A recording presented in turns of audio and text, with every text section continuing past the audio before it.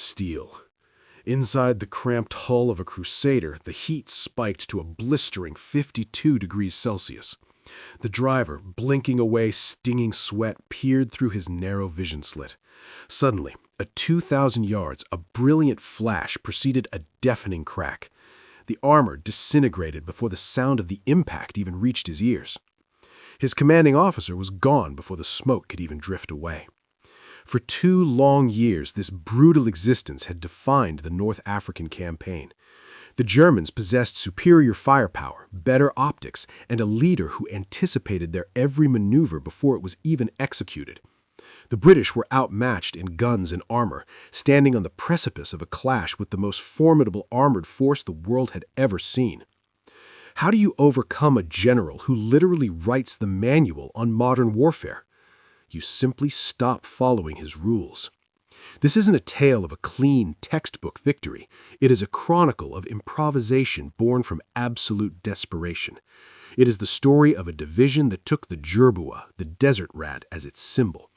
Like that small creature, they mastered survival in a landscape that was actively trying to kill them. Over the following minutes, we will deconstruct the myth of the Afrika Korps. We'll examine the specific, nearly suicidal maneuvers the British 7th Armored Division invented to shatter them. We will witness how they transformed the empty desert from a strategic burden into a lethal weapon.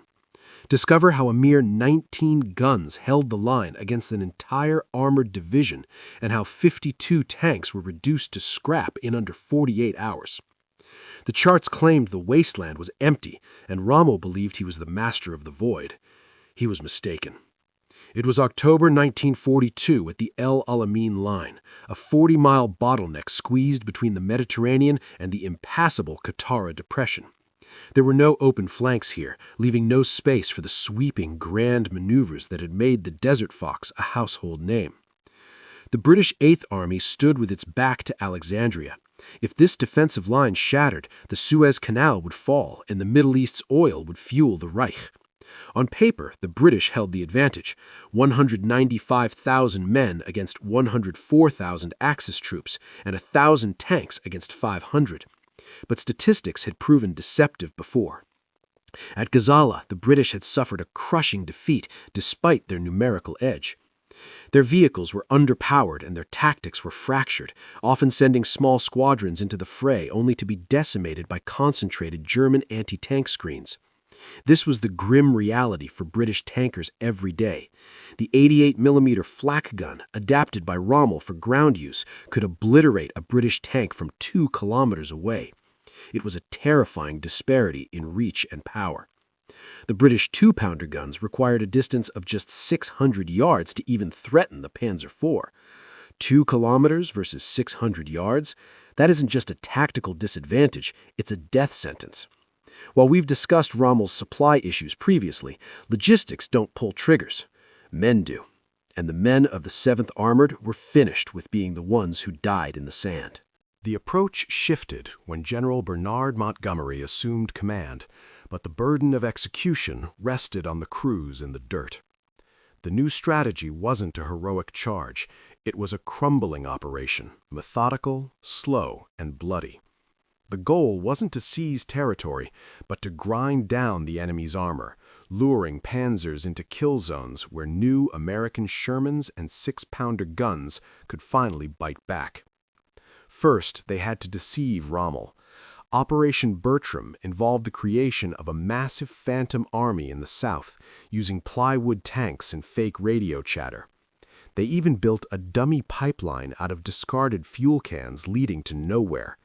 They needed Rommel to commit his strength to the southern flank, while the true hammer blow was being prepared in the north. Deception only buys a moment, it doesn't pierce steel. The true innovation lay in forward anti-tank outposts, heavily fortified and packed with the new 6-pounder guns. These weren't support positions, they were the front line. The assault commenced at 21:40 on October 23rd with the most intense artillery barrage since the Great War. 882 guns roared at once, shaking the earth for 20 minutes. The western horizon turned a violent flickering orange, but shells alone don't clear mines. For the 7th Armored Engineers, the night became a grueling ordeal. They had to carve corridors through the Devil's Gardens, minefields 5 miles deep. They worked on their bellies, prodding to sand inch by inch with bayonets, because electronic detectors were useless in the shrapnel-choked soil.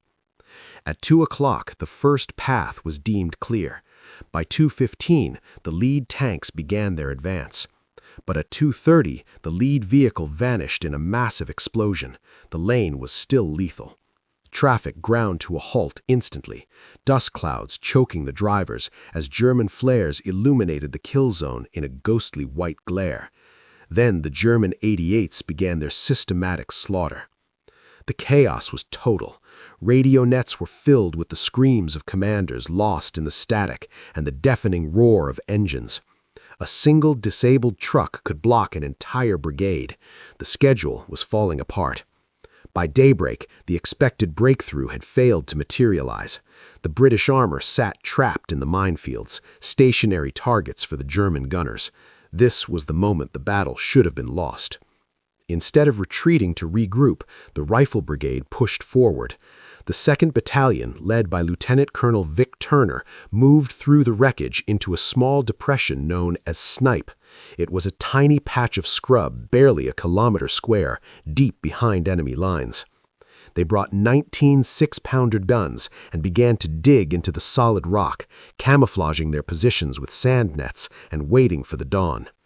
The objective was suicidal: establish a fire base behind German lines and hold it. By sunrise, they were surrounded by the entire Axis Armor Reserve. The first contact came at 03:45 as the rumble of diesel engines overpowered the wind. A column of Panzer IVs emerged from the darkness, silhouetted against the setting moon. The British gunners waited. 300 yards, 200 yards, fire. The lead Panzer's turret was blown clean off. The column scattered, but the secret was out. At 6 o'clock, the horizon turned black with tanks. Rommel had sent the 15th Panzer and the Italian Littorio divisions to crush what he thought was a massive fortified brigade. He had no idea he was attacking a single battalion. The heat rose, water ran out, and the medical jeep was destroyed in the opening hour. The British chose an unconventional tactic, placing guns on an exposed forward slope to invite attack. It was a trap. At 8 o'clock, 13 Italian tanks charged. Within 4 minutes, 6 were burning. By 10 o'clock, the dust was so thick, gunners were firing by looking straight down the bores of their barrels. The metal was so hot it burned their skin, and the men were blinded by a mixture of sweat and grit. One sergeant, his entire crew dead, loaded and fired alone, destroying 3 tanks before being silenced. By 16 o'clock, Rommel played his last card, 50 tanks advancing in a single line. The British had only 3 operational guns left in that sector. They waited until the tanks were so close they could see the German commanders' faces. Then they opened fire, targeting tracks and turret rings at point-blank range. When the smoke cleared, 52 Axis tanks lay wrecked. A single battalion had crippled an entire division. Rommel signaled Berlin, "The battle is lost." The stand at Snipe was the turning point. The German armor was gutted and exhausted. The sand has since buried their tracks, but the blueprint for breaking a legend remains. This was the day the Desert Rats proved that courage and the right tool can change history.